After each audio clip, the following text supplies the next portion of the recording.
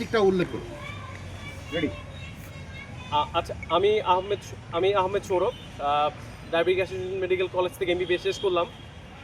আহ, বিগত 20 বছরের ভালোবাসার দল ব্রাজিল ছেড়ে আজকে স্থায়ীভাবে ফ্রান্স দলে শিফট হচ্ছি, ফ্রান্স দলে পরিবর্তিত হচ্ছি, এবং এটা স্বেচ্ছায় এবং সুচিন্তায়, সুস্থ মস্তিষ্কে আমি ব্রাজিল থেকে ফ্রান্সে দল পরিবর্তন করছি।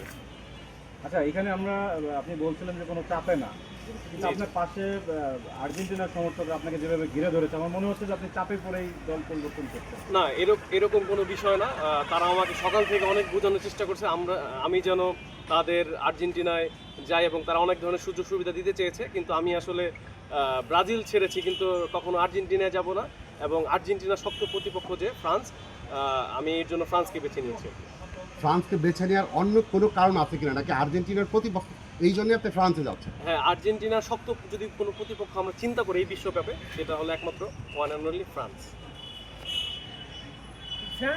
মানে এটা কি ভালোবাসা হলো, নাকি এটা প্রতিঘাত হলো?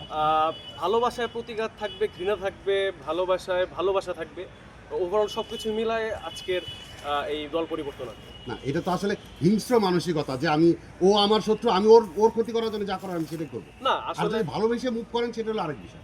আসলে যারা ফুটবল প্রেমী বা যারা ফুটবল দেখে রেগুলার, তারা কখনো এরকম হিংস্রত মনোভাব রাখে না।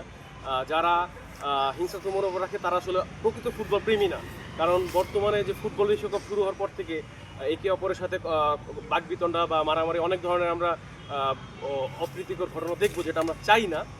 ফুটবল খেলাটা বিনোদনের জায়গা, এবং আমরা চাইবো যে বিনোদনের পর্যায়ে রাখা হোক। মানে এইটাকে কেন্দ্র করে কোনো জান মালের যেন কোনো ক্ষতি না হয় আর কি।